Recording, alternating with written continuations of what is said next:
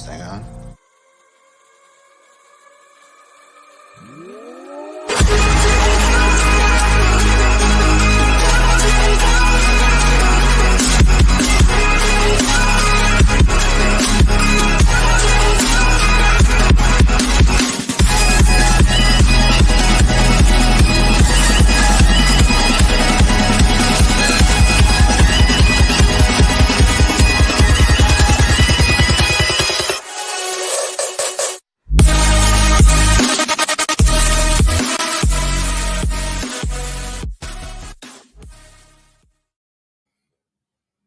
What is up, everyone? Welcome to another episode of The Cut. I am your host, Christian Williams, and I am here, as always, with Randy Hall. Randy, how are you, man?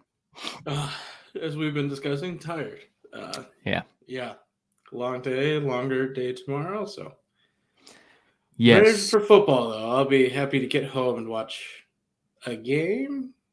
Yeah, sure. I mean, it will be a football game. That is for sure. We're not sure what kind of football game. Yeah. With that being said, this is going to be kind of a little bit of a shorter episode. There will be some games this week that we kind of just make our picks and move through. We haven't quite done that yet this year, but there are a few games that there's not a whole lot to talk about, guys. There's some rough games on this slate, but we're going to get through a lot of the fun ones. But first, we need to talk about the Frank Reich situation. Frank Reich was fired from the Indianapolis Colts despite having a winning record during his tenure there. I think he was 40-33 is what I saw. And they hired Jeff Saturday instead of an internal candidate, which was a very strange thing. The press conference was pretty strange. I don't know if you caught any of that, Randy.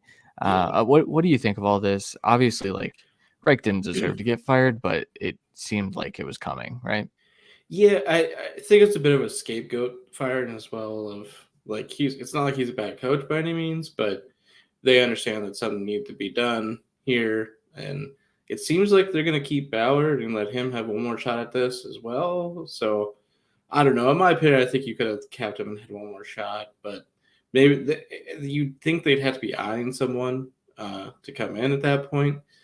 So we'll see how it goes. And Jeff Saturday coming in, obviously, a great football mind, just not really coaching experience. Like when this hire was put together, I was like, oh, he's probably been, an O-line coach or something in his college, or no, he's been a high school coach. And, and even, at that, you can be good in high school. It's just, you can be a good coach and still not have a great record in high school. So it's just how it is. It's very dependent on the caliber of athletes you have and if they can understand your playbook. So we'll see how it goes.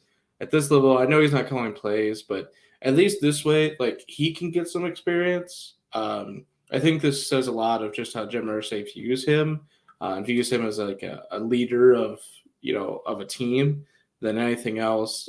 Because obviously he's not going to be, in line for really even an interview, I'm sure, for this head coaching job past this interim phase. But it at least gets that part out of the way, because there were two former head coaches on the staff that could have been interim coaches. But, as we've seen from the past, then they're going to have to get an interview, and there's a good chance they stick around because the team rallies around them. As we saw with the Raiders this last cycle, where a lot of people thought they were going to just keep the guy, and then they went with McDaniels, and you'll see when we skip that game later. So we'll see how it goes, but I do think Saturday, at least instinctually, and knowing the game and knowing how to call plays and when to do it, I think he is still better than people are giving him credit for. But we'll see how it goes. This is a shit show. I mean, plain and simple. And it is. Maybe the best thing for him is if he can get this line whipped into shape and get Jonathan Taylor jump started, then I think he's going to be given opportunities down the road to be a coach in the NFL. Not a head coach yet, but a coach. Yeah, maybe. Irsay kind of alluded to the fact that he is technically trying out for them next year. And I think Saturday wants this opportunity and wants ideally to just keep this head coaching job with the Colts. And so if they are able to string a few wins together, I don't see a path forward for them to do that. Not with Sam Ellinger at quarterback. I don't think he's very good. I don't think Matt Ryan's very good. I think Nick Foles, obviously, we know what Nick Foles is. He's probably their best chance to win. But at this point, too, there may be a long-term plan where the Colts say, well, we kind of need to go get a quarterback, and so we need to lose more games. So on the flip side of that, Jeff Saturday is trying to win games because he's trying to, get a coaching job. So Yeah. it's just, and I'm excited to see how it plays out this week, and well, I'm excited. I'm curious, I guess, or intrigued by the situation. No, just for the fact that they could come out swinging, that's why I'm not excited to see it, because they do play the Raiders. So, fair enough. I'm hoping that this is a very poor decision for at least this week. We can move on. Yeah, that's fair. All right, we promised last week that we would do a fantasy football team check-in for each of us. We broke it down into different categories. Randy, you go first, and then I'll come back around. Yeah, and for that, I mean, we at this point, and tiring as it is, we play in so many different kinds at this point. Even Dynasty, like, we just combined all the different types of Dynasty we're in, whether that be contract, just normal best ball, and then everything in between, Superflex and whatever have you. But for me, for redraft, I'm doing really well. 32-13, so 71% win percentage, worst record 6-3. So doing well there. And then I'm 500 in Dynasty right now, with the worst record being 4-5, and that's an injury laden team. But we'll see how it goes. But there's two leagues in there against the league median, where I'm not. I think I'm 7-11 in the one, and then 6-12 in the 32 team IDP Twitter league. That team's if it's healthy, it's really good. In that 32 team league, I have had at least 5 or 6 people injured or on the IR for the last 6 weeks. At least it's been rough. But past then, Devi, 12-6 in the NFL side, 5-5 on the college side. It's just what it is. I'm not even quite sure the scoring is right, by the way, but we'll get onto that some different times. Scott Fishbowl, 5-4 game record, but 7-11 against the median in total. All 22, which is a new league, and it's very fun. But not having the app it definitely. I forgot to set my lineups this week. So yeah, it hurts. It definitely hurts, and because once it's Friday at 4, I don't look at it until Monday when I get back into the office, because that's all it's up at. So it's just tough. But 5-4 in there, so middle of the pack, top half, I believe, right now, like 4th or 5th. So not bad, but overall 106-84 for just under 56%. Obviously weighed down heavily by those couple dynasty teams. Yeah. I'm the opposite this year. I'm 105-57 in dynasty leagues. I want to say that first because that's the only good thing that I'm about to say. I've been, and so I kind of combined dynasty with the NFL side of the Debbie leagues. And so those are incorporated in there. Yeah. So. Right. And so, 64.8% win percentage in dynasty, which I am thrilled at. I go into every season and I hope to have an overall win percentage of 600, like winning 60% of my matchups. Obviously, I want to win all of them, but 600 has been like my good years. I sit at 600. That's a pretty good target. So in dynasty, I'm hitting that, and then nowhere else I am. Redraft 11-21. I think you're right, though. I don't think that number adds up correctly, because I mean, we're 9 weeks in. I think I'm in 3 redraft leagues, so this is kind of wrong, I think. But either way, under 40% win percentage, not ideal. 11-21 there. College side, I'm 18-22. This includes a college dynasty. So college fantasy, but dynasty. So you only keep the players for 4 years. It's a crazy league. Not doing so hot in that. And then just your traditional, like, campus to Canton hybrid leagues. I'm 18 and 22 for 45% win percentage. Scott Fishbowl, I'm terrible in 3 and 15. Don't want to talk about it. All 22, I'm 4 and 5, and I pulled out a win late on Monday night this last week. I already had it plugged in here as 3 and 6, and then I came back yesterday and found that I actually won. So yeah, overall, you gotta wait on that because that league is literally Tuesday afternoon. You know if you won. There's no.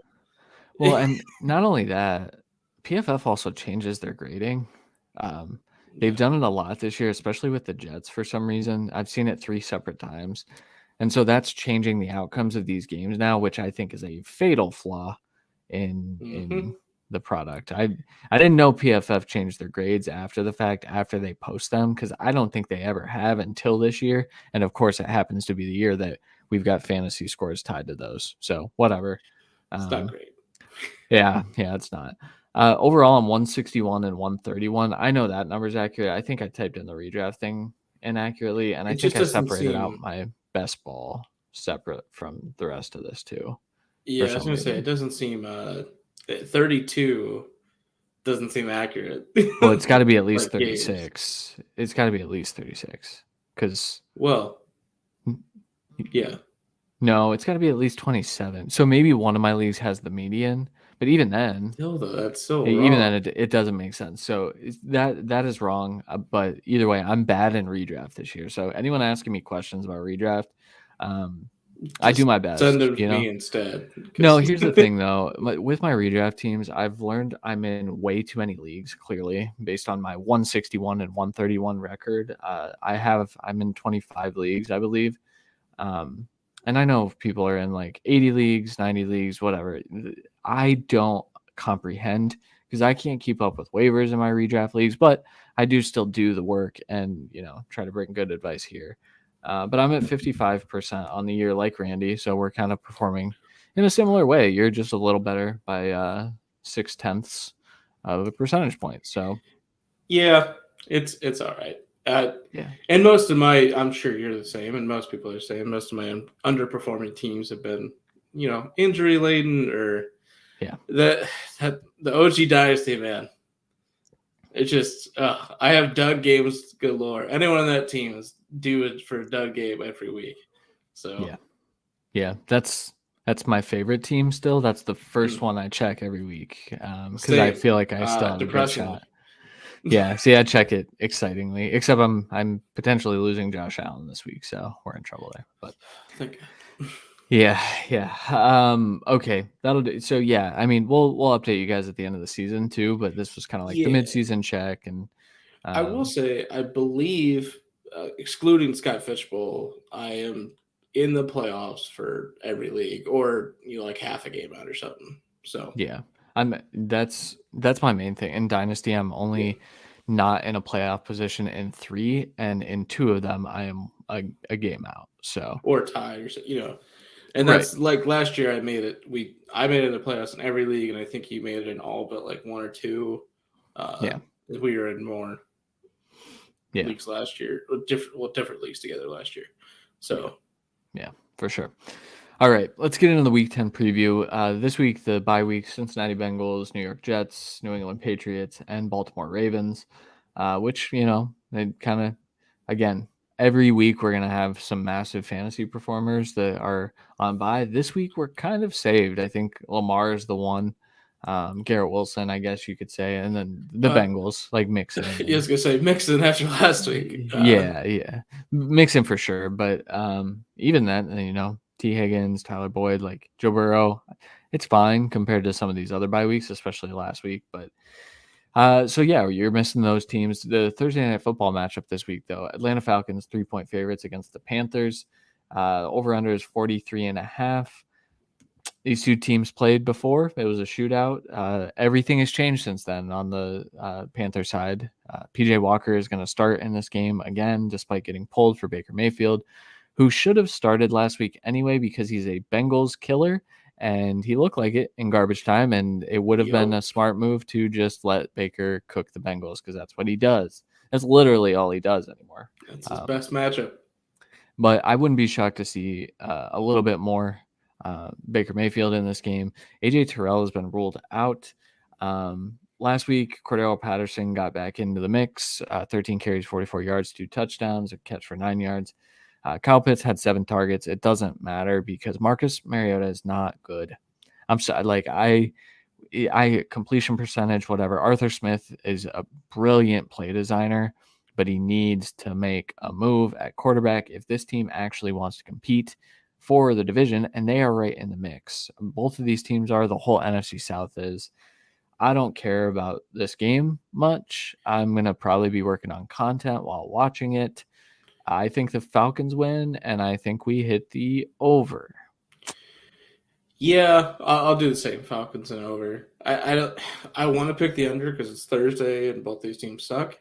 But with how, I mean, I think it was like what 45-42 last game and overtime.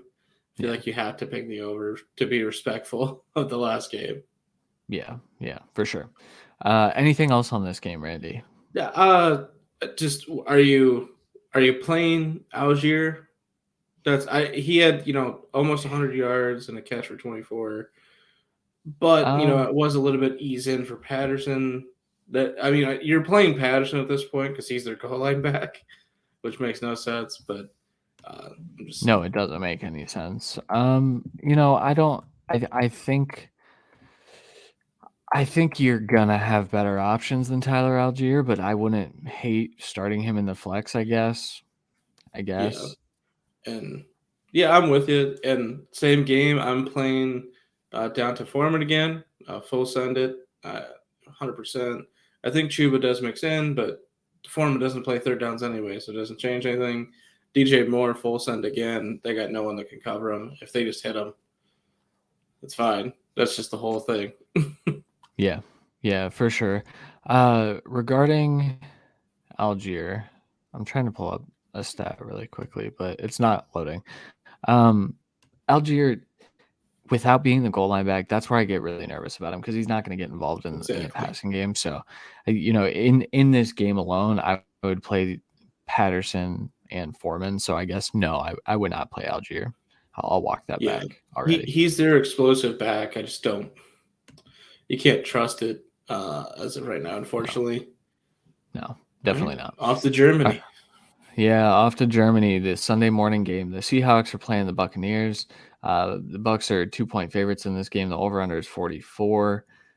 The line started a little higher than this, so people must be betting the Seahawks.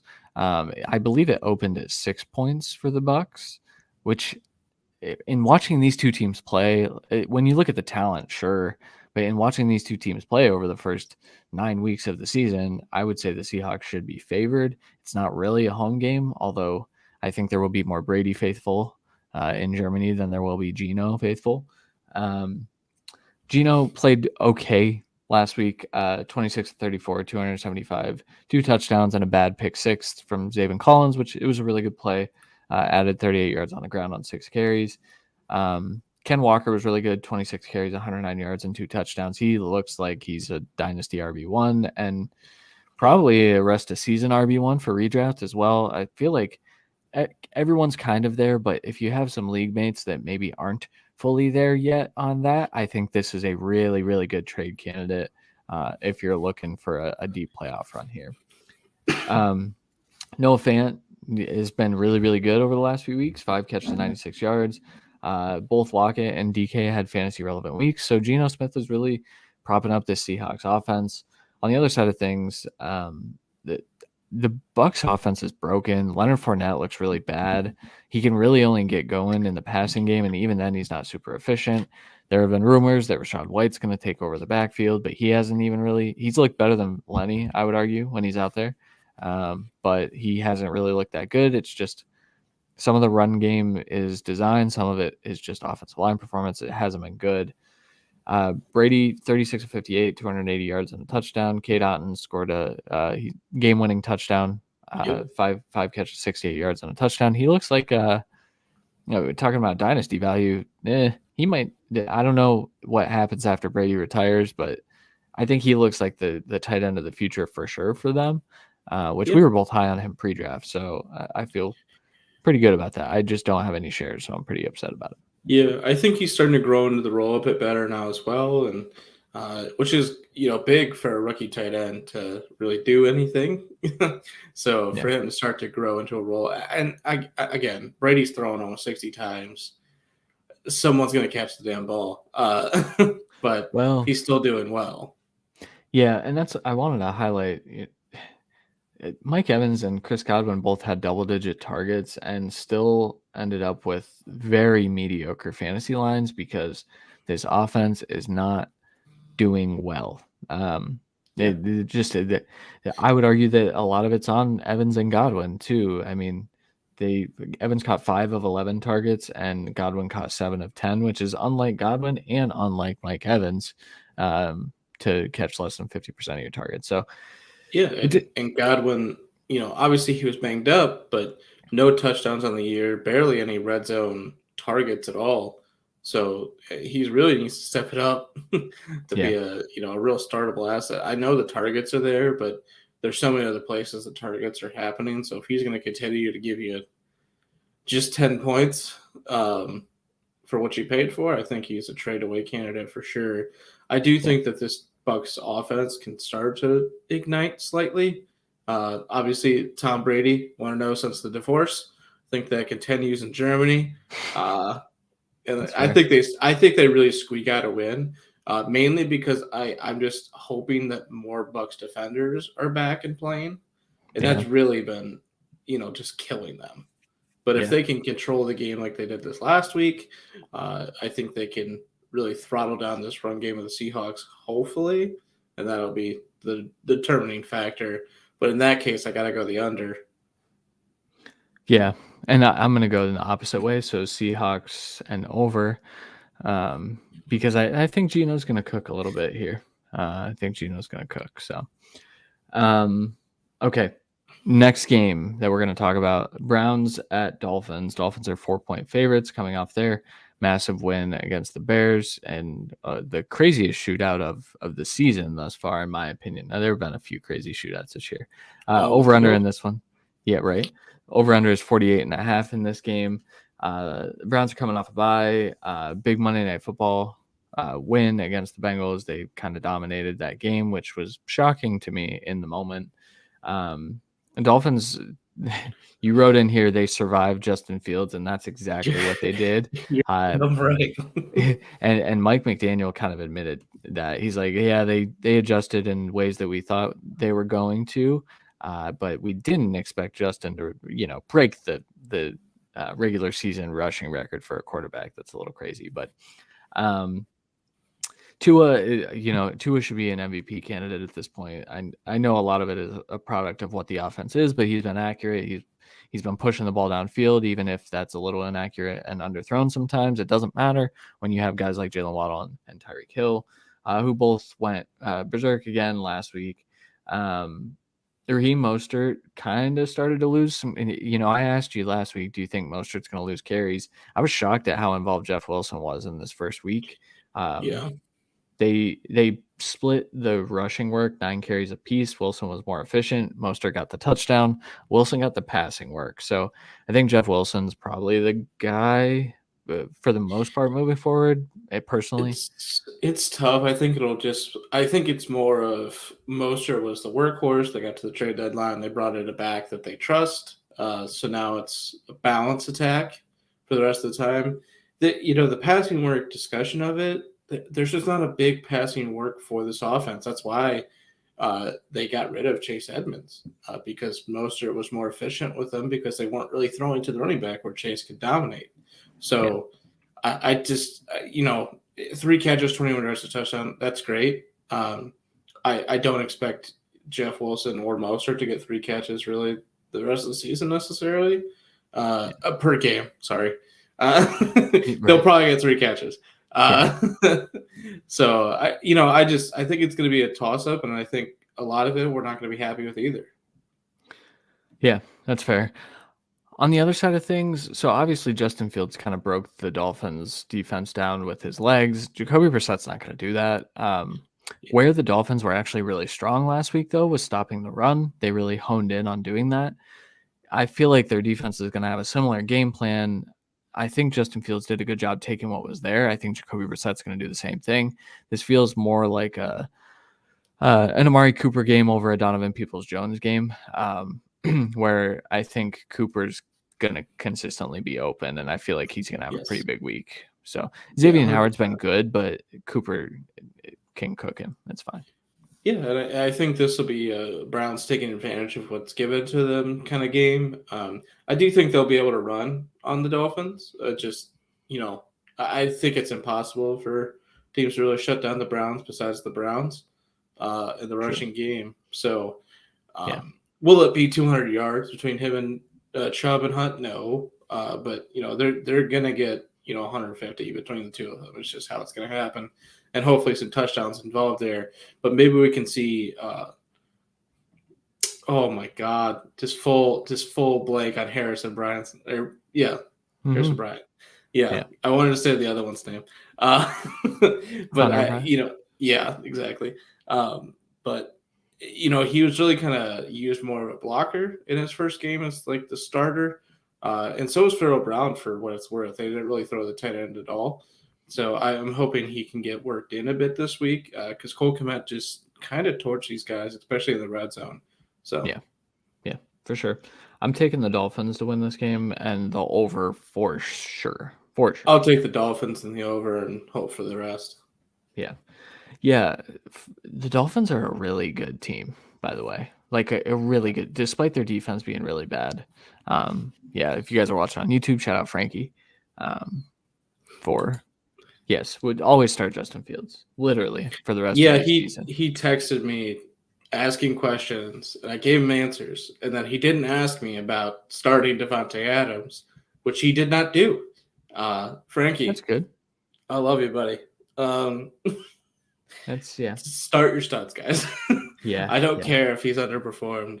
You don't have someone else to start over Devontae Adams. It's better. I don't know what to tell you. True. Right, next game, Broncos against the Titans. Titans are 2.5-point favorites in this game. Over under is only 40. Broncos are coming off a bye. They added Chase Edmonds, and so I think that's going to factor into their rushing-ish attack.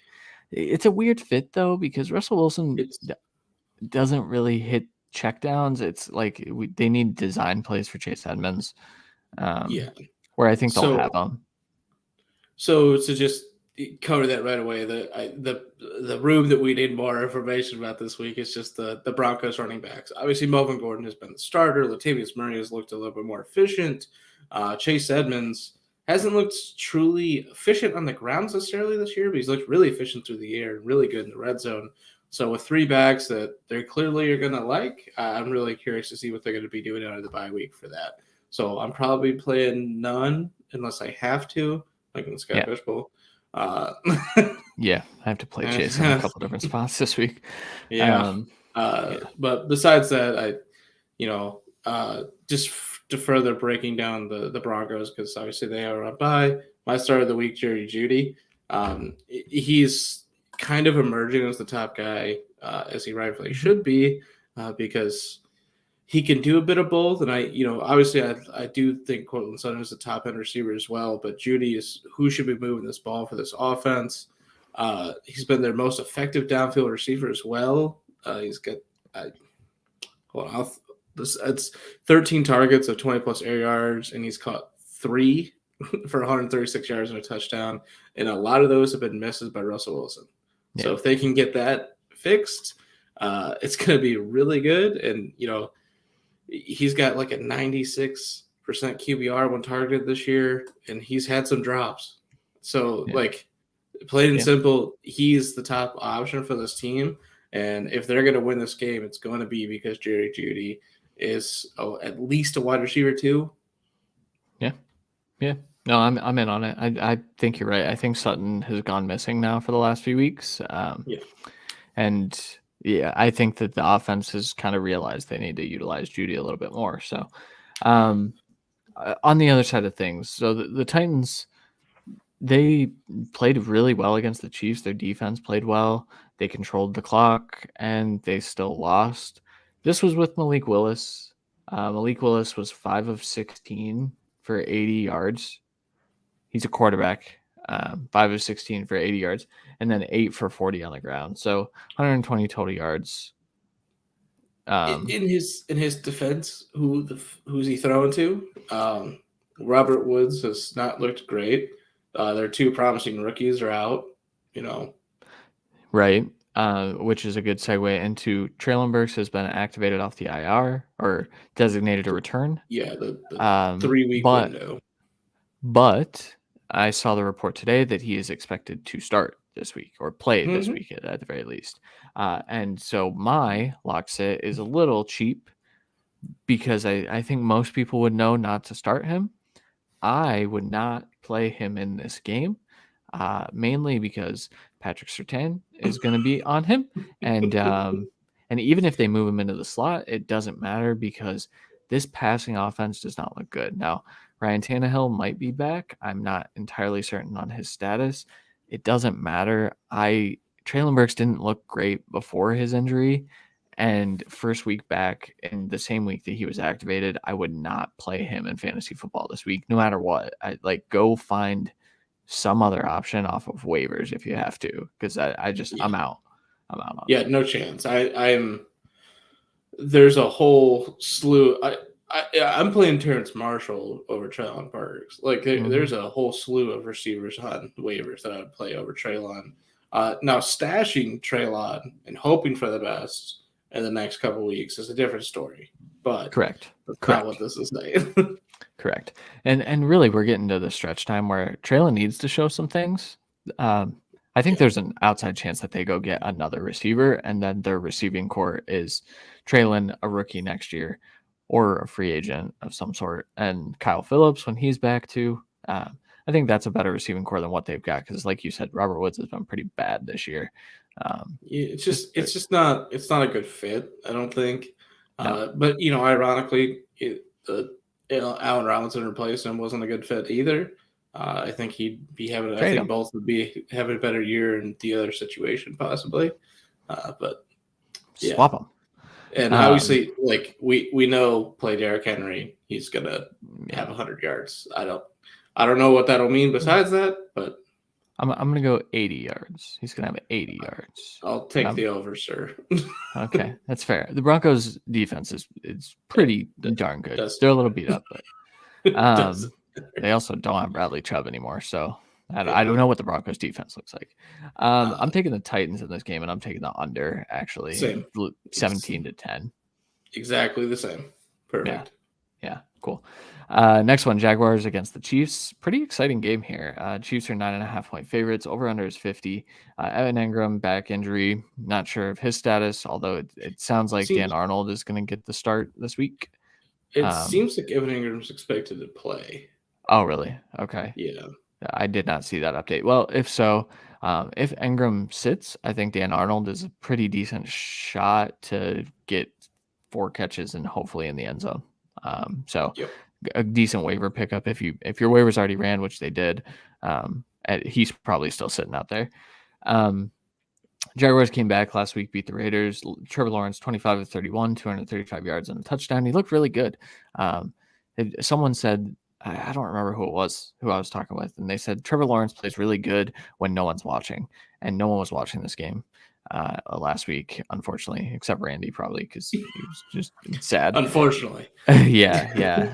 But that's true. Trevor Lawrence does that, and he played well. Travis Etienne, 25 carries, 109 yards, and 2 touchdowns. I almost called him Trevor, his brother's name. I've been watching too much college football because Trevor's up and coming. We'll talk about Trevor in a couple of years on the show. Christian Kirk looked good, 8 catches, 76 yards, and a touchdown.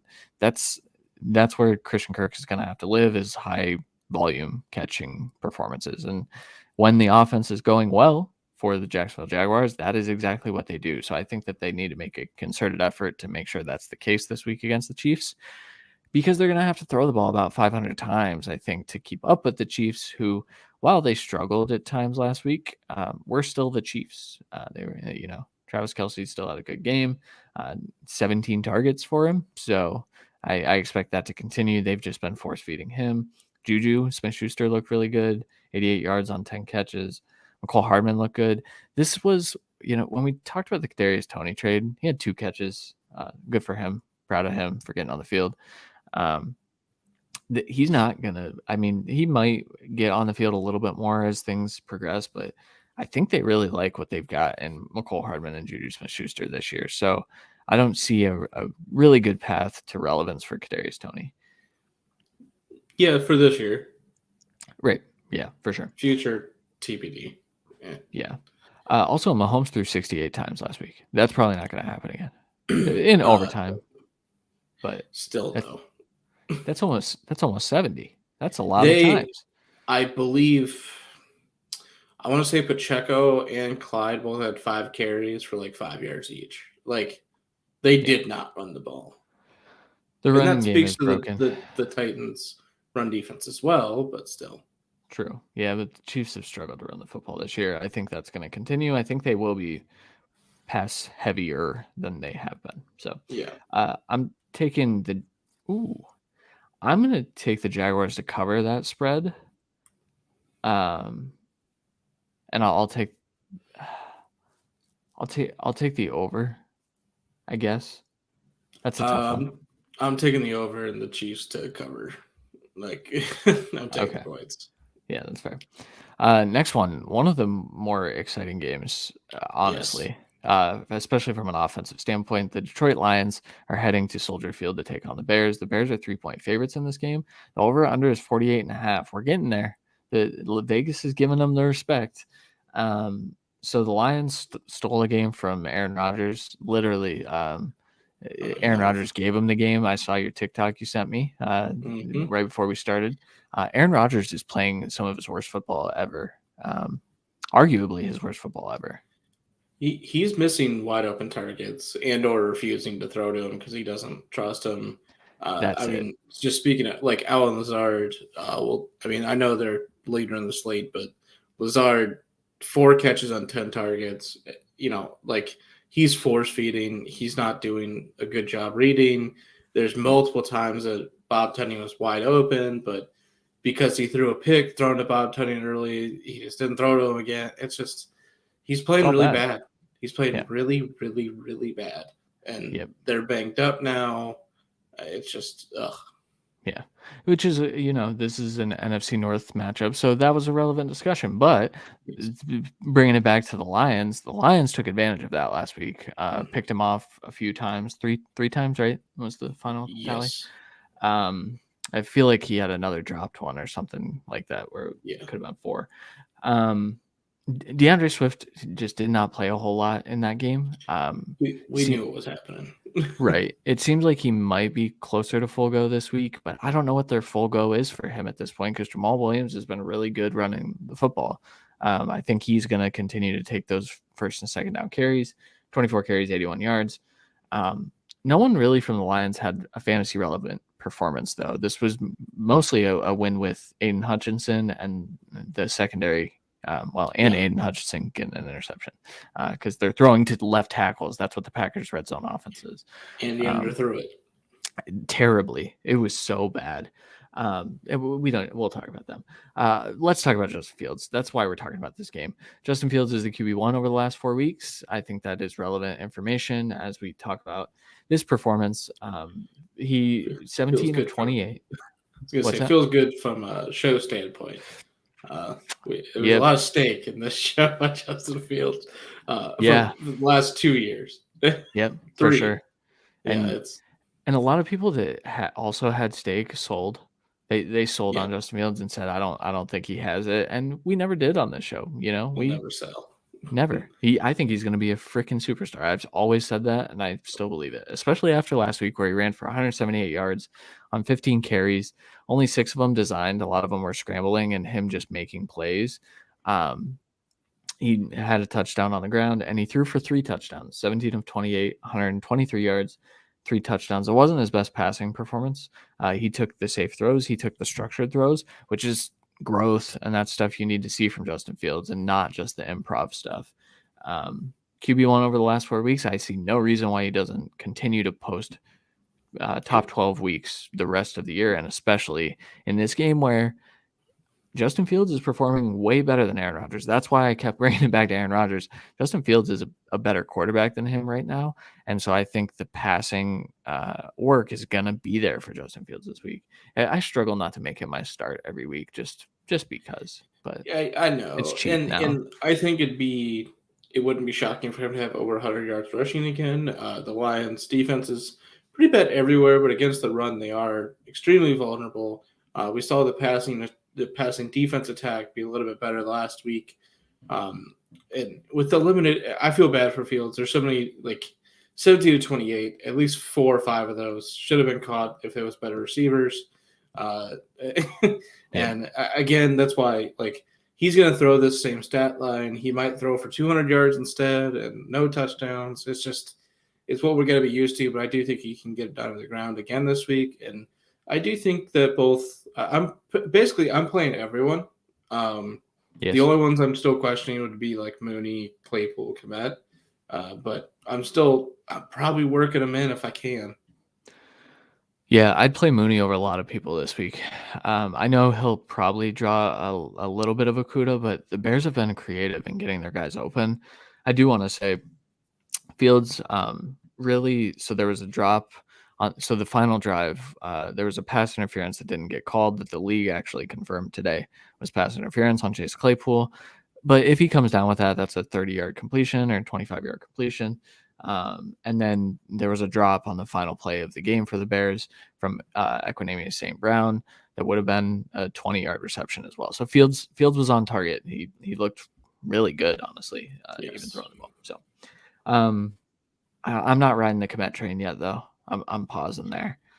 Yeah, but it's hard not to pause on all the receiving targets. It's just for sure you want to see growth. I think Mooney's been a bit more sustainable the last couple of weeks, and this is such a plus matchup that you want to do it. But like I said, it's I'm going to try and squeeze him in, but I pretty much only have Mooney on redraft, and as you see from my redraft record, I have decent teams. So I don't know if he's going to be able to play, unfortunately.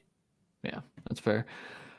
I'm going to take the Bears to win this game. They should have won last week, and I'm going to take the over. The Bears are averaging like 31 points a game in the last 3 weeks. So I'm going to take the Bears in the over as well. I'm going to ride it. Yeah. I like the Lions, but it's just if it comes down to it, Goff's not going to get it done. And we know that, and that's perfectly fine. But yeah. For sure. Yeah. And if we have 15 touches from Swift this week, I'll be happy. I won't play him, but I'll be happy because that means next week we might get 20. Yeah, for sure. All right, next game that we're not really going to talk about. The Saints are 2.5-point favorites against the Steelers. The over/under in this game is 41.5. Steelers are coming off their bye. Kenny Pickett sucks. I saw a stat.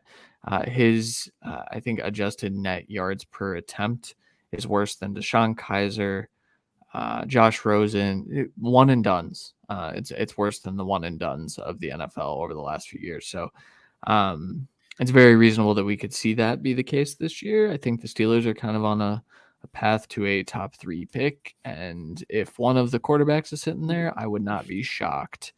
Just don't do it, man. I'll believe it when I see it. And it's not like I won't mock it once or twice, but I know. I know. And it's the same, and it's the same thing with the Raiders as well. So right now we're not sure what they're going to do at that position, but either way, I'll just speak of the Steelers. My sit Najee Harris, just because it's out of the bye, and maybe you're feeling frisky. You got Mixon and Ramondre and Michael Carter, I guess, on the bench. I just don't play him. He's not good. This rushing attack's not good. I guess I won't say it. Like, Najee's a good back, but he's been playing really bad. This offense is going to be throwing the ball. The Saints' rush defense has been – it started off not as great this year, but it has been stingent as all hell the last few weeks. They're going to be shutting down this attack, making Kenny Pickett try and beat him. He's now got, 3 targets to go to, but Deontay Johnson's getting 10-plus targets. I think George Pickens gets 10-plus targets. I'm not sure Lattimore's back, so it's kind of a free-for-all there. Najee's not going to do shit. If he has 10 points, I'd be shocked. Najee's one of those players that I wish I would have taken a harder stance on because I pushed back on him being a really good running back. Said that he was kind of slow. There were things in his profile that you said, oh, I don't know. And then he gets drafted to the Steelers, gets the high workload as a rookie. It looks like Trent Richardson a little bit. It's just it doesn't look good. He doesn't look like a good running back. Maybe he's hurt. I think that there is a little bit of that. He does have a bit of a loose frank injury going into the season, I believe. Yeah, which it could be he's not as bursty as he should be. And I don't think he's gathered that yet. So I think you see a bit more dancing than he's normally would do. Yes. So it's could be a thing of, next year he's a, third round pick and redraft or something. And he, far exceeds expectations, but I'm not going to, full send the farm on him, but he's looked atrocious. No, there's no doubt about it. For sure. My lock start this week is Chris Olave. Last week Andy Dalton sucked and it didn't matter. Chris Olave still put up a really good performance, 9 targets, 6 catches, 71 yards. Doesn't find the end zone, still remains fantasy relevant.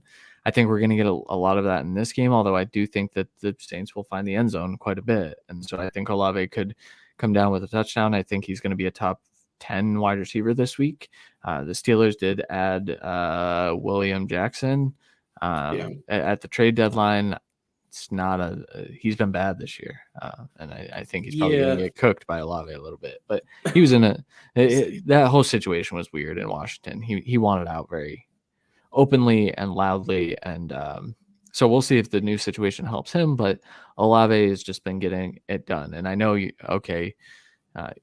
starting Olave. What I'm saying is like, I'd start him over everyone pretty much, even like Stephon Diggs. If Josh Allen can't go, I'd be more comfortable with Chris Olave this week. So yeah, that's my start. That's all I have to say about this game too. Saints and under for me as well. Under because of the Steelers, though. I do think the Saints score points. The Steelers' defense is still good. They are. Andy Dalton sucks. So he does. That's why it's getting better. Yeah. Next one, Vikings against the Bills. Bills are 7.5-point favorites, assuming that Josh Allen plays. That's this could have dropped a bit since. Yeah, this was early in the week. We made this. The over/under is 48 in this game. Josh Allen UCL injury. The Tommy John situation.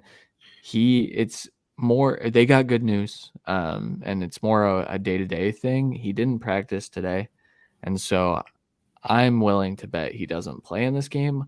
Although the Bills are not a lock to win their division, and the Vikings are a good football team. And I think dropping this game, pretty much saying like, hey, we're going to drop this game, because I think if you start Case Keenum, you lose against the Vikings. Yeah. Although revenge game, baby, that'd be kind of fun.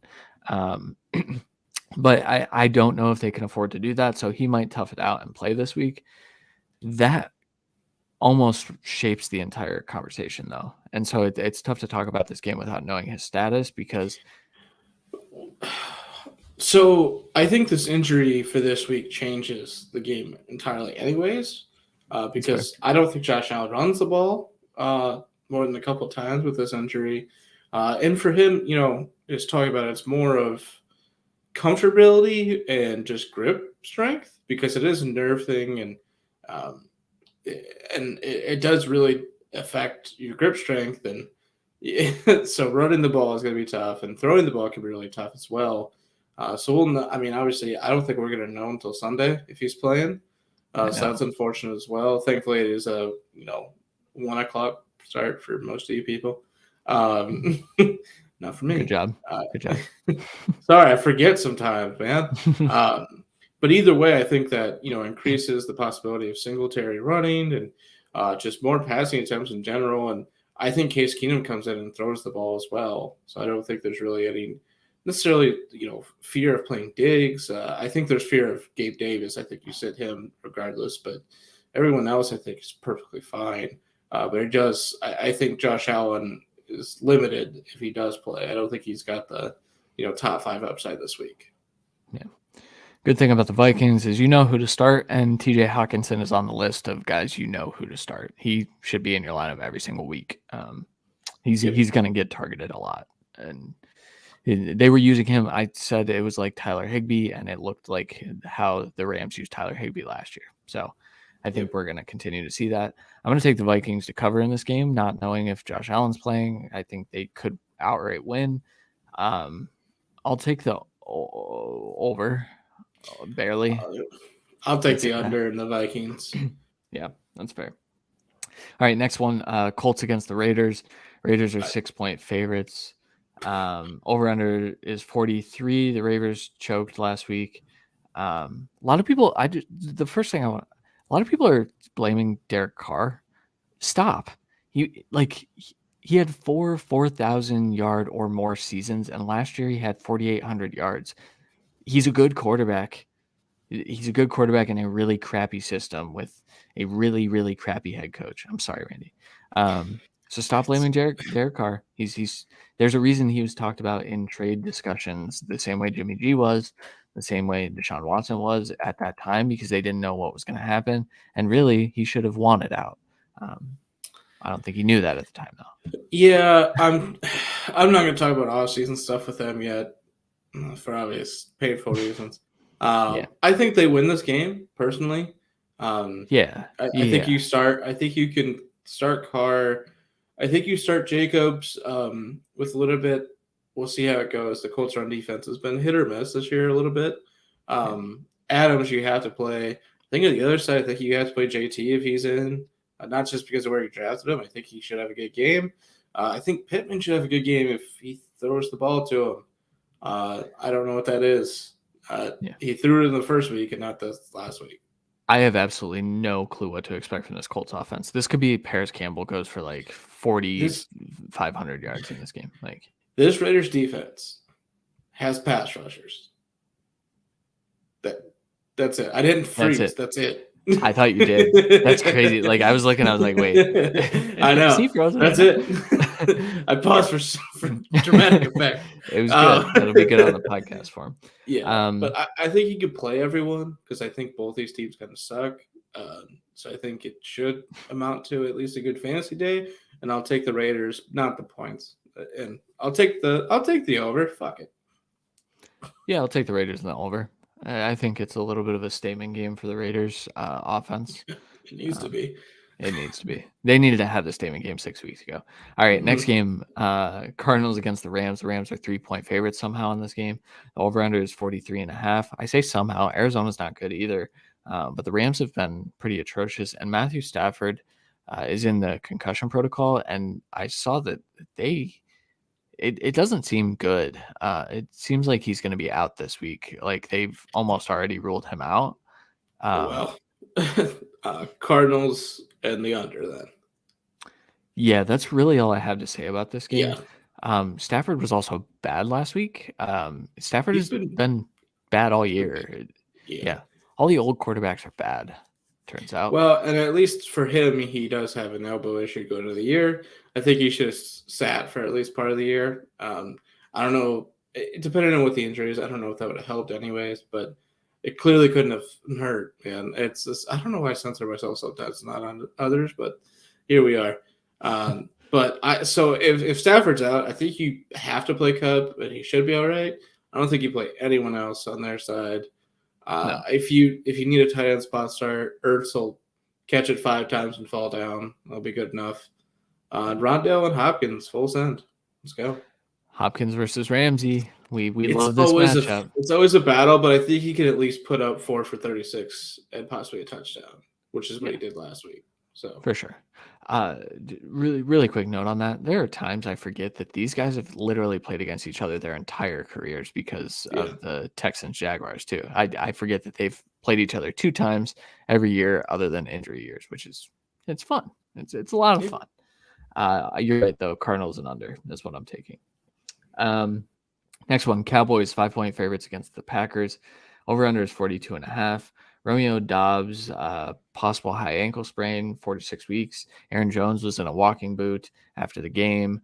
It doesn't look good for him either. Christian Watson was hit hard. He got taken out of the game because he played the week after he had a concussion. I don't know what his status is this week, but I didn't see him in the concussion It's protocol. it seems like he's good. So it when he was taken out, it was basically said it was for a concussion, but it wasn't. It seemed like he just had the wind knocked out of him, but he did get rocked really hard. So I think it was just precautionary, and they were sucking, and he was sucking.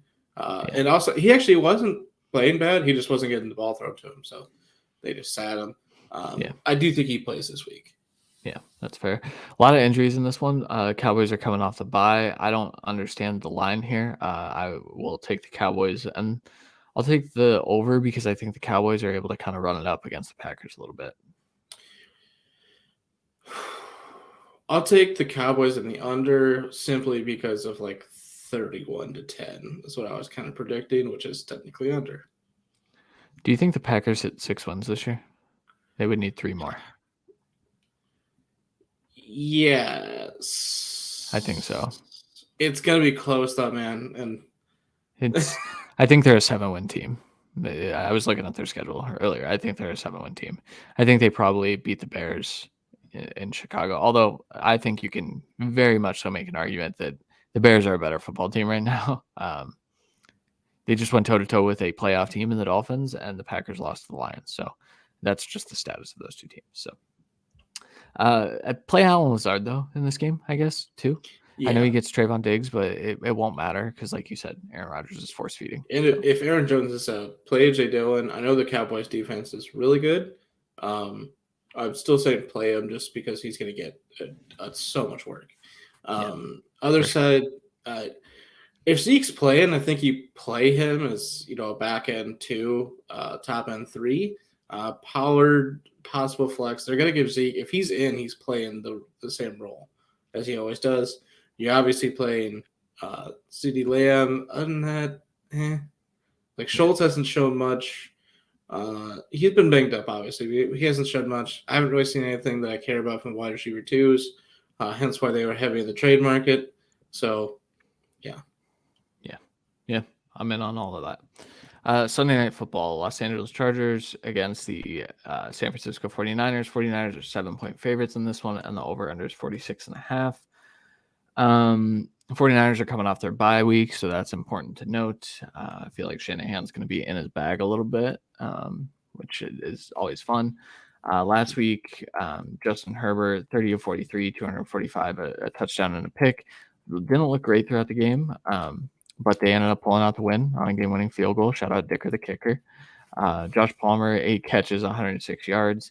Saw someone on Twitter saying, stop forcing Josh Palmer into your lineup. And I just refrained from applying because I was just going to say, no, I'm going to play Josh Palmer this week. And I did, and it worked. He had a good fantasy. Yeah, and, he was obviously going to have a playable performance, even if it was, 10 points. I think he was pretty much locked into 9 or 10 points. Yeah. Whatever. I don't have a whole lot on this game either. I think Christian McCaffrey is going to be super involved in this game. I think that's where the bag is going to be. We're going to see Debo and McCaffrey and probably Ayuk in the backfield on the snappers, or Kittle in the backfield with them. Like, it's going to get ridiculous. Yeah, I'm not sure anyone has a breakout day from the 49ers offense. There's a good chance it's spread around, but I think you pretty much have to play all 4 of them. Yeah. Charger side, you're playing Palmer, you're playing Eckler, you're playing Herbert, obviously. I think you're playing Gerald Everett as well. And then there's chances of Allen being back. If he's back, I think you have to play him, but it'd be scary. He didn't practice today, by the way. So he never practiced. It's also Wednesday, and a lot of people just don't practice on Wednesday. So before we do the game predictions, Bosa versus Bosa, who has the better game? Nick. All right. I was going to go Nick too. So I'll go Joe just for the fun of it. All right. That's fair. Yeah. I think that's a fun storyline. I didn't even think about that. Wow. Mm-hmm. Glad you pulled that one. I'm taking the 49ers to actually cover or 7 points, cover the spread a little bit, and then over under 46.5. I'm going to go over. I've hit a lot of overs this week. I know, and this is one of the ones that should be over. So I'm going to say it's under, and therefore I'll take the 49ers, but not the points. Yeah, that's fair. That's fair. All right, Monday Night Football. Game sucks. Washington Commanders against the Philadelphia Eagles. Eagles are 10.5-point favorites. Over-under is 44.5. We said that the Eagles-Texans sucked too, and it was a good game for a little while. This is a divisional game. I think maybe we could see a back and forth in the first half. We could also see the Eagles go up by 40. I think that there's a real outcome of that. I'd start everyone. I don't know. Just literally start everyone. Miles Sanders, Yeah. Dallas Goedert, all of them. AJ Brown, Devonta Smith, you're playing him? I'd play him. I'd flex him. Yeah. Terry McLaurin, I think you have to play. He's the top target. Besides Gibson. that, I think you can probably play Gibson. Yeah. The Eagles' run defense is really tough, as well as their pass defense against receivers. So that's why Terry's a little bit scary, pun intended. But Gibson should have a decent day, especially with McKissick having some real issues. So he's definitely not in the game. So Gibson will be the pass catching running back full in. So he should have a good day. Commanders, they play tough. Heineke keeps people in games. He is a frustratingly adequate quarterback. And such a good way to, yeah. And he is going to keep them around for a while. I do think the Eagles can probably pull to this line, so I'll take that and the over. But it's going to be close. Yeah, I'm with you on that. I think the Eagles and over, just because I do think that Heineke can move the football a little bit. So yeah. If you asked Taylor Heineke how good were you in the NFL, and he said I was adequate, that would be perfect. I don't think he would say he's a very high level backup. There's no shame in that by any means, and he's a competitor through and through. But he's frustrating. Yeah, for sure. Not because I want to play him, because I don't want to see him on the field. Yeah. Only because as a rookie, I want to see. I'm going to keep burying this into the ground until it never happens and I want to die. But I want to see Sam Howell. He's going to get on the field late in the year. I'm confident. I don't believe it. I don't either. But I'm trying to will it into existence. So, all right, that'll do it for this episode of The Cut. That was all the games this week. So once again, we don't do this as a waiver episode anymore, but we are open for starts and sits. So hit us up at C Williams NFL on Twitter, at our Hall NFL on Twitter as well for Randy. Randy, anything else to add? Are you officially going to see Wakanda Forever this weekend? Yeah. Sick. I'm not, so we won't talk about it. We never have time to do that anymore anyway. But we'll definitely have something 2 weeks from now. I'm going to see it next Saturday at 11:30 a.m. It's a weird movie time. It's not terrible. I mean, that seems normal to me now. Nikki asked me if there were any earlier times, and I said, I am not going and eating Raisinets at 10 in the morning.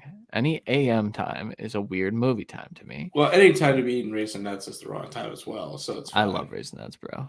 I literally, that's all I get. I don't know. Just eat chocolate or grapes. Like, you're eating the worst version of what you're trying to eat. I like raisins, man. I don't know. I don't hate raisins, but they're the worst version of grapes. There's no debate there for me. That's fair. But it's also literally dried, shriveled up grapes. But they're good. They're freaking good. I love them. I think it's the chocolate part I like the most. But all right, that's enough for this episode. Good luck in your week 10 matchups. We'll be back again next Wednesday doing the same thing. Maybe Randy will give us a little spoiler-free review of Wakanda Forever. We'll see. We'll wait.